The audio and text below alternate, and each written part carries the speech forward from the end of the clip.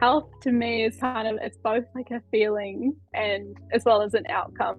So if you are actively making a choice to do something that's going to better your health, it becomes this kind of positive reinforcement loop. So And that was Dr. Ashleigh Homer. And this is Shoulders of Atlas. I'm your host, Jeff Pag-Sanjan, and welcome to episode number 2.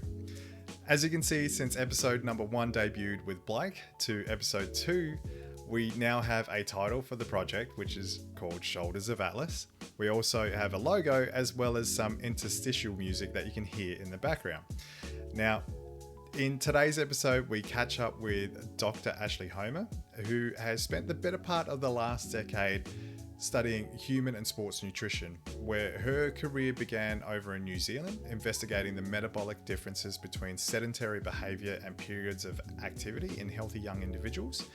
This exploration opened the door for Ash to pursue a PhD in Australia with the Australian Catholic University, which she completed back in 2020. During her PhD, Ash produced and was a part of 14 research papers, one of which was published in the esteemed journal of the American Diabetes Association. Due to the reach of the journal, which is accessed by health professionals such as endocrinologists, dieticians, and doctors, Ash reflects that this was a memorable achievement and one that definitely looks great on her academic CV. Since then, Ash has pivoted away from the traditional academic path and is now the Centre Manager for the Research Centre Sprint, where she oversees the operational success of the research projects that are being investigated. We also explore Ash's definition of health, which she describes as being both a feeling and an outcome, summarising that the multifaceted definition that she provides is not a one-size-fits-all approach. Ash and I dive deeper into the mindset of balance and taking the leap of faith, particularly as Ash shares her experiences with how she embraced the discomfort of change in order to pivot away from the academic pathway. Now, we've also brought Ash onto the show because she is an expert when it comes to sports nutrition, and because I'm no athlete, I need as much help as I can get. Ash was able to provide some guidance on how to prep for Movember, and also how to tackle the day. So that comes in handy for when we actually do the challenge in a couple of weeks' time from now. But what it really boiled down to is that just to keep it simple. If you've not tried something before, best not to try it on the day. So again, keep things simple. Let's not keep you waiting any further. Let's dive into this chat with Dr. Ashleigh Homer. Let's get some differing perspectives on health, and I thought who better to interview as part of this project than yourself, Dr. Ashleigh Homer, and Ash, you've obviously been quite, you've studied in-depth nutrition science, and that has been your niche of the whole academic world that comes with it. And you've, from what I read up on ResearchGate, I think you've published or been a part of 14 papers that you've published. So can you tell me a bit about some of your background that you've done through there? Yeah, sure. Also, just to say thank you for inviting me. It's obviously really nice to be able to contribute to something that's, outside my own little bubble and, talk to other people that aren't necessarily my own students for a change. So that's good.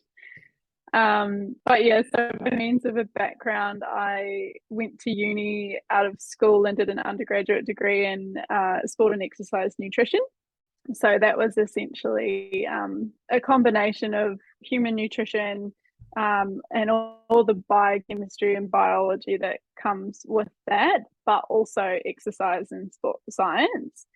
And then I progressed from that into doing a Master of Science in Human Nutrition. But my research, or the research project that I worked on, was around looking at the effect of sedentary behaviour, so prolonged periods of uninterrupted sitting, on healthy young people, and just looking at their sort of bloods and their metabolism and how they process food when they're sitting down for extended periods of time versus when they're moving around during the day. so that was kind of a little foot in the door for me into that research space. And from doing that master's, that's what sort of brought about this opportunity to move from New Zealand over to Australia, and pursue a PhD. So did that, got offered a PhD, and was very lucky to secure a stipend to be able to do that. So I hopped the ditch and landed here in 2017 and haven't really looked back since, to be honest. Yeah. Yeah, and that's it feels like it was not that long ago that you actually came over to Australia to start your PhD. But um, I have other friends who've completed a PhD, and they tell me it feels like it can go on for an eternity. How is it? How was your experience? Yeah. Yeah, it definitely does. When you're in it, it feels like it's never going to end. But ultimately time moves on, and then you've got this deadline that for the last 3 years of your life has been really far in the future, and Mm. then all of a sudden it's there, and you're like, "Holy shit, I need to do this thing and get it across the line." But yeah, definitely a marathon, not a sprint. But you get to the finish line eventually, and it's a pretty significant milestone, I think, to tick off. And but while the actual submission of the PhD for me wasn't very exciting because it happened in the thick of global pandemic and lockdown, where you weren't allowed out of your house for more than an hour, and no one was there with me. I just sent an email off. But further down the line, when I got to get up on stage and get capped, it was pretty good feeling. Yeah, yeah, and I in terms of like the time that you spent and like what you've learned throughout, I guess going from your undergrad to the completion of your PhD, what's been the most satisfying or your most proudest moment of your academic career thus far? Yeah, sure. I think it's a like doing a PhD is really interesting. There's this good quote that I love, and it's it, when you do a PhD, you learn more and more about less and less until eventually you realize you know nothing at all. And it really is that you spend all these years studying, and you get to the end of a PhD, which for me was 8.5 years of solid study, not just PhD, but combined. And you only just sort of, it's the tip of the iceberg, which is a really humbling place to get to realize. Yeah. Not necessarily that that's just something I love, but proudest moment, I think, for me, on paper, one of my publications was like the main study that I did for my PhD was published in the Journal of the American Diabetes Association. So this is essentially where any health professional, like doctors, endocrinologists, dieticians, anyone that works with people that have diabetes or even at risk of diabetes, they get their advice from this journal. So that was a pretty big moment for me, and a really nice one to have in on my ResearchGate profile.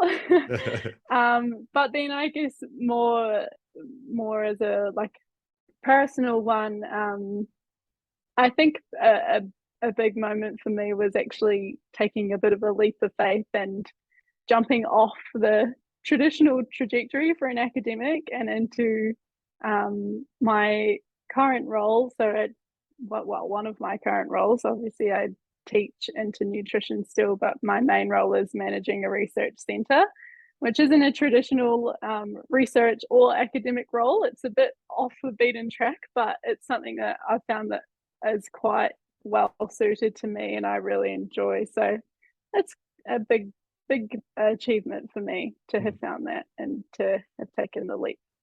Yeah, that's Yeah. fantastic because I guess it's bringing you back to your undergrad days because you said that you did sports nutrition as part of your Mm. undergrad, and now you're part of Sprint, which is an ACU or Australian Catholic University research center for research. Yeah, yeah, Now, Sprint is an acronym. I can't remember yeah. that off the top of my head, but could you please enlighten me as to what It's that is? a Yeah, for sure. It's a very well suited acronym. So, SPRINT, or the Sporting Performance Recovery, Injury and New Technologies Research Centre.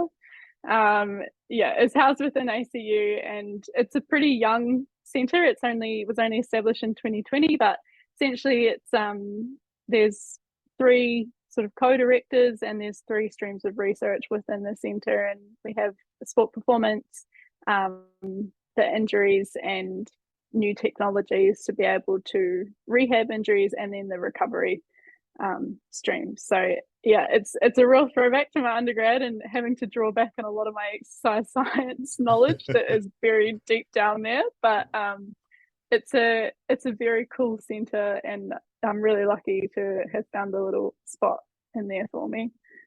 Yeah, Yeah. that's great. I did a bit of reading up on the three directors that you've got there. I think the head of the center is the injury clinical lead. I probably got that Yeah. wrong, but like he's part of the clinical lead, and then something that did catch my eye was the sport performance lead was the head of fitness and conditioning for the West Coast Eagles, which is a team that I barrack for. So I was just like, oh, that's a nice little note there.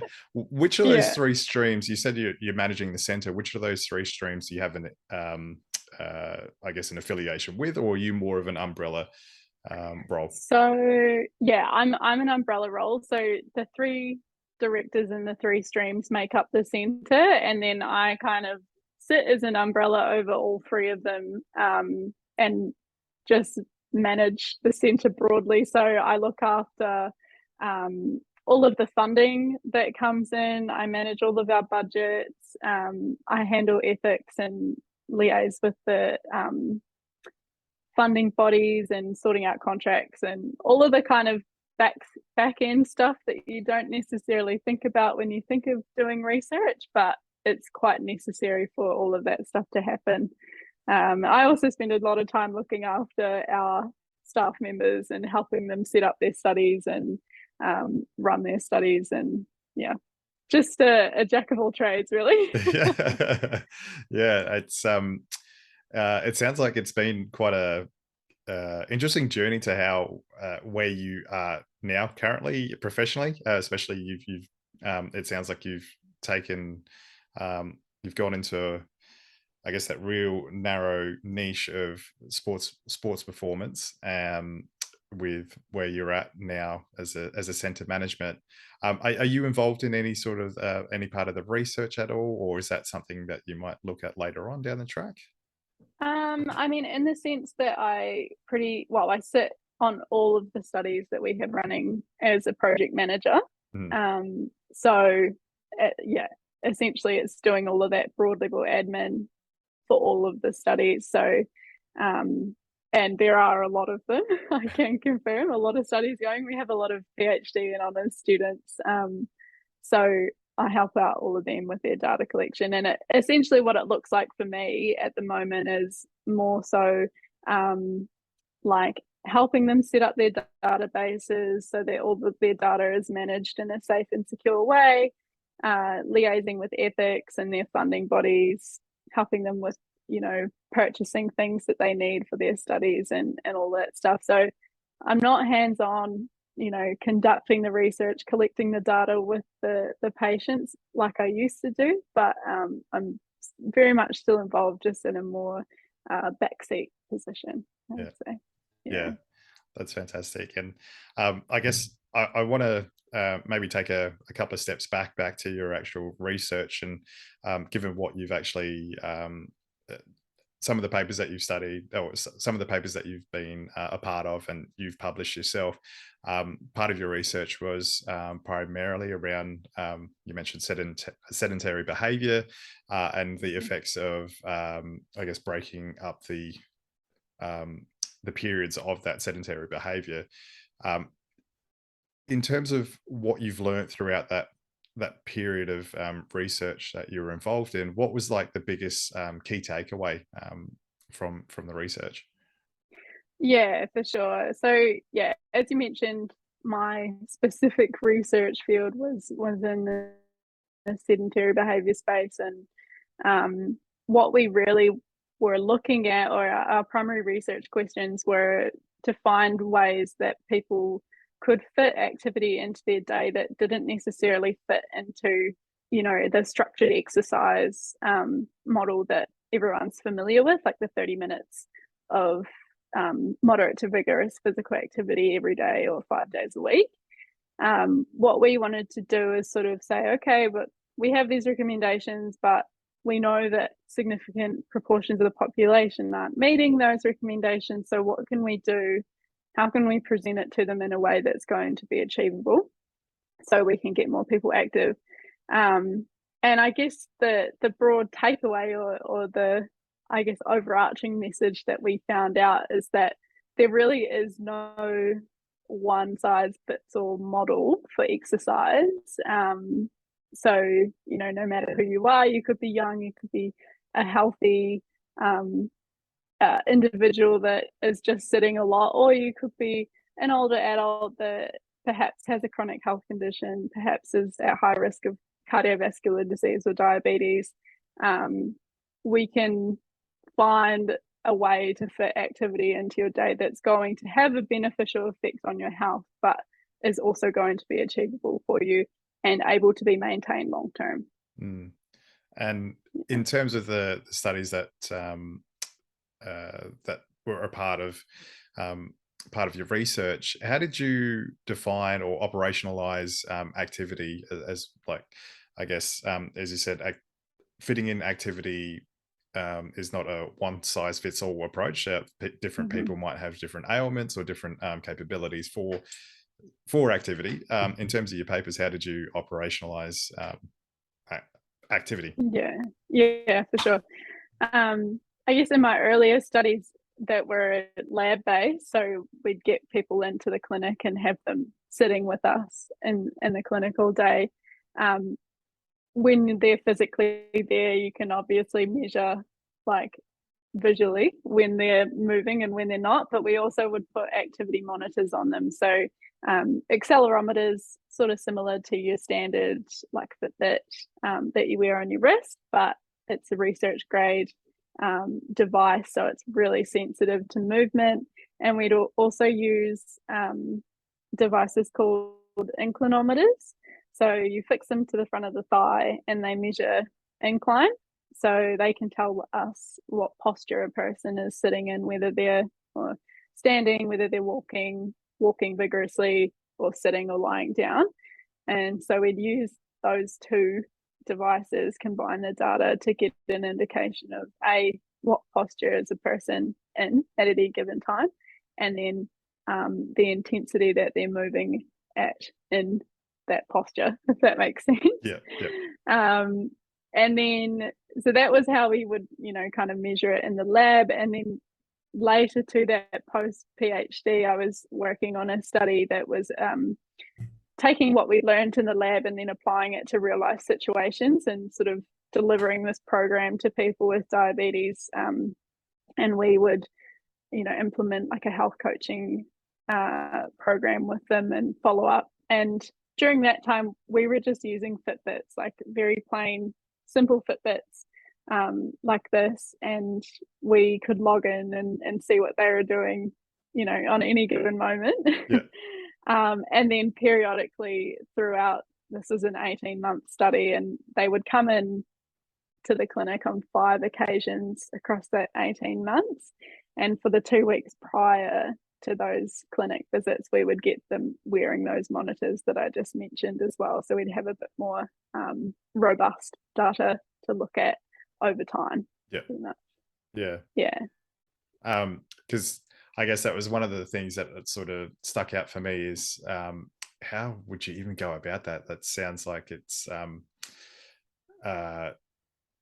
trying to capture the actual movement patterns, or how you even define it. So I guess it's the age that we live in and the technology that we have available to us is fantastic that we're able to get some of that data out, which is Yeah. like, I don't know how inclinometers would have been made pre sort of microchip era and all that sort of stuff now that we have, but it sounds like that's been enabled you to obviously conduct your Mm. research and find out these great outcomes. And you said that from what you've researched, you managed to apply that in the real world scenario. What were the outcomes from the application of it in the real world?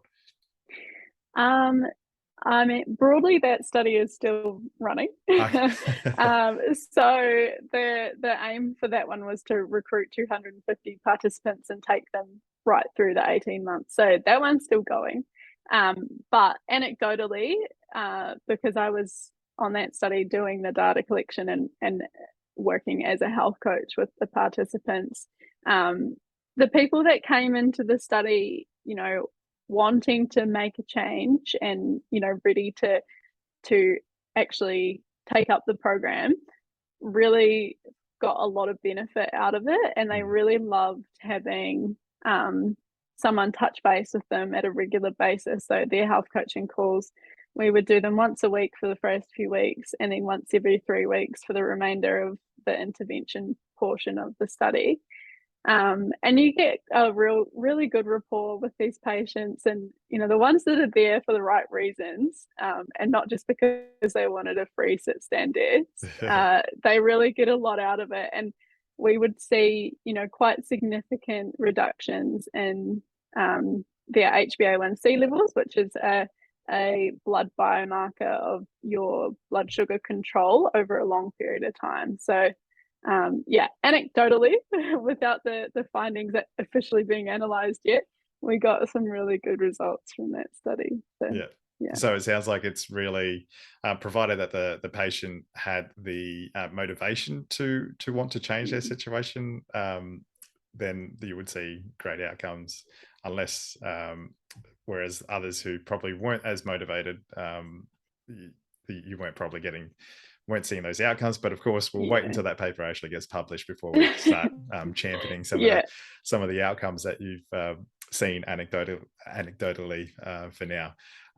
But I'm glad that you mentioned that you were once a health coach, or sorry, not once, but I guess health is it's pretty evident that health is quite a prominent feature of your academic career, and sounds like it also is a part of your personal sphere. I was just wondering, what is your definition of health?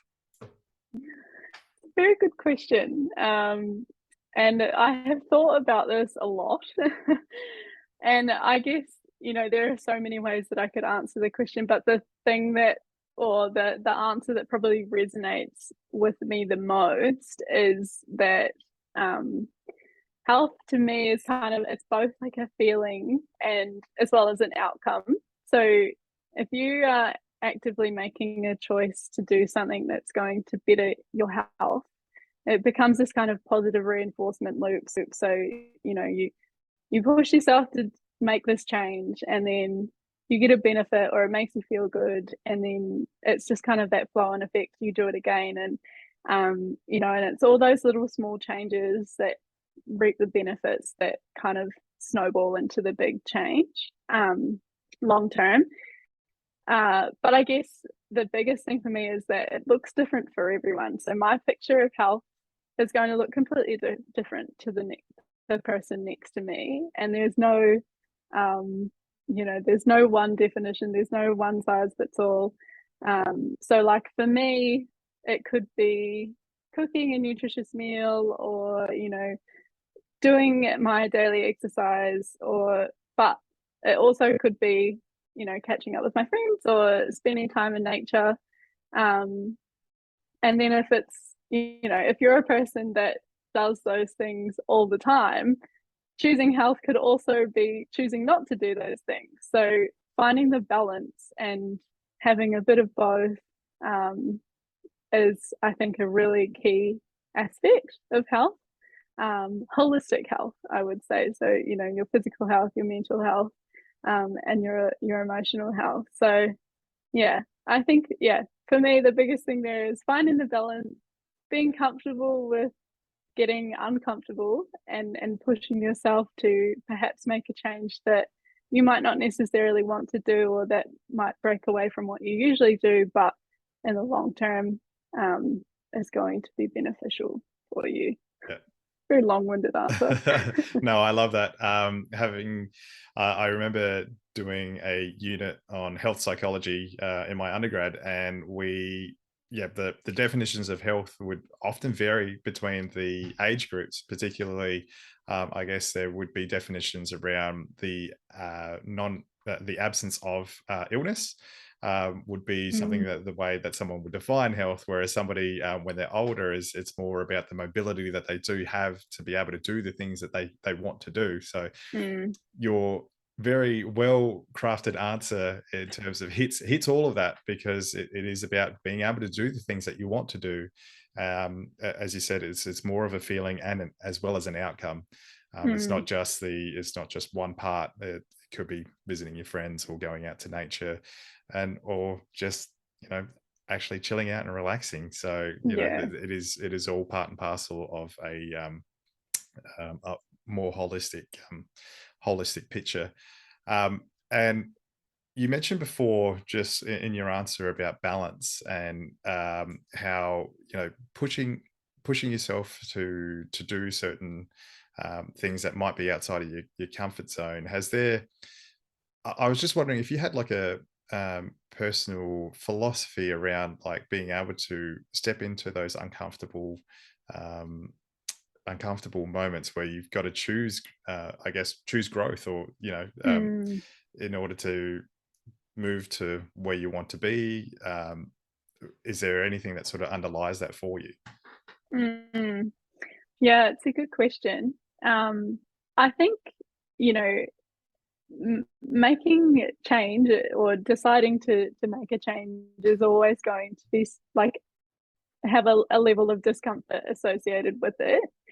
But I don't think, I think shying away from discomfort is something that people should try and avoid, and not obviously in all scenarios, but if it's an opportunity presenting itself and the only thing that's holding you back is perhaps it's going to be, I don't know, awkward to tell your current boss that you've got a new job, or like, it's scary starting at a new job where you don't know anyone and you don't know how to do your job yet. If those are the things that you're putting on your cons list, then they're not, that's not a reason to say no. And I don't think, personally, I don't think if you make a change or take a leap of faith, at the very least you're going to learn something. If it doesn't go to plan, you're still going to learn something from it, so it's still going to be worthwhile. And I think a really good like personal experience for me is like sort of what I mentioned before around taking the leap off the traditional academic trajectory. And when I first started speaking to my now boss, Dave Opar at Spirit, I really had no idea what that role entailed. And, he was sort of talking to me about the kind of stuff that I would be doing on a day-to-day basis. And I was like, well, I've never managed a budget before. I don't know the university systems that well. And I was just like, but I really wanted the change. And I got a good feeling from chatting to him that he was going to be a good person to work with. So, I took the leap, and it has definitely paid off. Yeah. Oh, that's I loved how you sort of summed that up, that at the end of the day you're going to learn something, and that's so true. Even if it's still I've heard the saying failing forward, and I guess it's not going to be a failure in the end if you're learning something, you're managing to take something out of it at the end of the day. Now I also have I guess like a personal, not a personal question, but like it was just more of a personal request on my behalf, because obviously I am going to be doing this 10K challenge, and I'm low key maybe shitting my pants about doing it, because I have not ever since Louis was born over 7 months ago. I've not exercised one bit.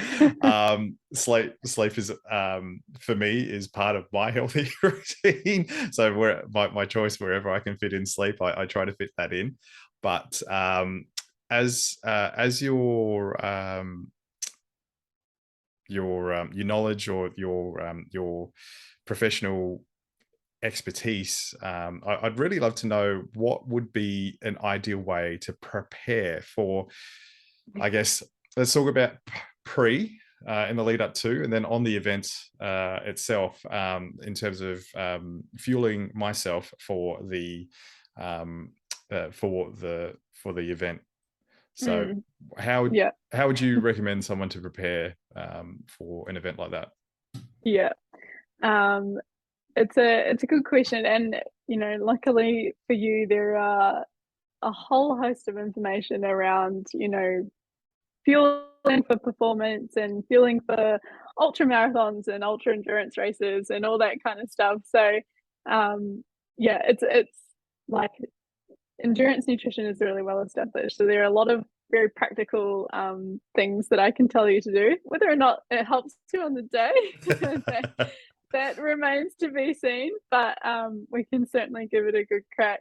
I guess in the lead up, things will be are pretty standard across the board. So a general recommendation is for so for example, if you're running a full marathon, so a 42-kilometer race, you want to super compensate your glycogen stores. So glycogen is the stored form of carbohydrate in your body. So when you eat carbs or carbohydrate rich foods, they get broken down into simple carbohydrate molecules, and then what doesn't get used at that time gets stored as glycogen in the muscles and in the liver. And so leading into any big exercise event, what you want to be thinking about is like having those glycogen stores absolutely overflowing, because when you start to exercise, your body is going to use the carbohydrate that's in your blood and your system already from what you might have eaten earlier that day. But once that's gone, it's going to start breaking down the stores. So you want this cup to be overflowing. So a very broad recommendation is sort of aiming for 10 to 12 grams of carbohydrate per kilo of body mass for around 36 to 48 hours beforehand. So for the 2 days leading in to your event. And the way you would sort of work that out is like looking at the carbohydrate content of your foods and choosing foods that are predominantly carbohydrates. So, your rice, your pasta, bread, grains, all of that kind of stuff. And doing that for a couple of days, but also maintaining adequate protein and adequate fat. The day of, you're probably going to want to start thinking about buttoning back on the protein and the fiber and the fat. Anything that's going to sort of take your gut a while to digest. Yep. Yeah, you're going to want to steer clear of those kind of things, but you're still going to be wanting to prime your carbohydrate stores in your body. So a good rule of thumb is, if you can, depending on what time you're starting your exercise, between 1 and 4 hours before, you want to have a meal that's relatively carbohydrate based with not much fat, fiber or protein, and aiming for about 1 to 4 grams per kilogram of body mass. So this could be something like jam on toast. It could be like banana on some crackers. You could even think about having a sports drink or like a juice or something like that. Something that's, really high carbohydrate, but relatively straightforward for your gut to be able to digest. So low on fiber, high in carbohydrate type sort of scenario. Yep. Yeah. So this is where your white bread, your jams, your simple carbs, they really come into play there. So that's sort of, a very broad level. That's how you would kind of lead into it if in an ideal scenario. Yeah. Do you want to talk about during? Yeah, What to, because yeah. I'd imagine myself, there's going to be a point in time during this this challenge, or whatever we're going to call it, that I'm just going to be there just thinking, I'm dead. I need something to pick me up. What would help me in that scenario if my glycogen stores are, or if I'm feeling that, that really fatigued sort of Mm. feeling, not just because I haven't exercised in yonks, but if I do feel like I might need just a slight pick me up to get me through it. Yeah, for sure. I mean, I don't think you're going to get through the day without eating. So I think preparation and planning and a bit of organization is going to do you the world of good in this scenario. But essentially, it's going to boil down to what you choose um, to do for the challenge. So, like the kinds of exercise that you're doing and the length of the bouts. So if you're doing anything that's sort of, less than 30 minutes, you're not going to need to eat anything during, like while you're exercising. Um, if it's sort of, 45 minutes to 60 minutes and you're like all out intensity, very high intensity for that time, something that can be beneficial is to have like sports drinks made up, Powerade, Gatorade, or other kinds of sports drinks, and just doing a mouth rinse. Um, so if you're doing multiple of those bouts through the day, and you're getting to the last few, and you're like halfway into this 60-minute bout, and you're thinking, oh my god, I am dying, but I can't, I'm going too hard to actually get anything down. Even just doing a mouth rinse, so taking some of the sports drink into your mouth, swishing it around and spitting it out, Yep. that actually prompts your body to think that you've taken on glucose and carbohydrates. So you'll get a bit of an energy boost just from doing that, which is a nice little tip. And then beyond that, if you're going to be looking at doing any longer bouts of exercise, so if you're going to jump on a cycle or a rower or a treadmill or whatever for a longer period of time, you could experiment with having some gels, but the big rule of thumb there is to don't do anything that you have not tested.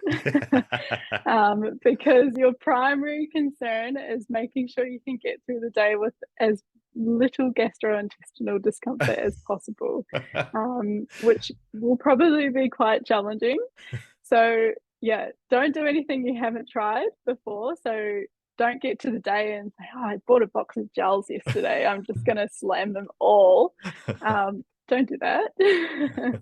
But perhaps, in the lead up, you could have a test and do a workout, have a gel halfway in between, and see how that goes. And then, of course, in between your bouts of exercise, if you do have, periods where you're having rest and, sitting down or stopping for a little bit, just simple carbs. So your sports drinks, your like white bread sandwiches with jam, with honey, bananas, not too much fruit because there's a fair bit of fiber in there as well, but bananas, oranges are generally okay. Anything that you eat is, regularly, Yep. nothing new, that is, that it's not going to cause you any gastrointestinal discomfort. And your primary thing to think about is just getting the carbs on board for the day. And then that's what's going to get you through the day is having those carbs nearby. Packets of gummy worms, or lollies that are really easy to kind of chew up and Yep. get down. They're going to be your best friend. So to sum up, really, what you're saying is, in the lead up to really in the 36 to 48 hours into the event, to really build up those glycogen stores, and using on the day of, make sure you're using easily digestible sources of energy, nothing that'll for you that'll cause you some gastrointestinal discomfort. There's nothing worse than that feeling of like you're about to explode, but from the other end.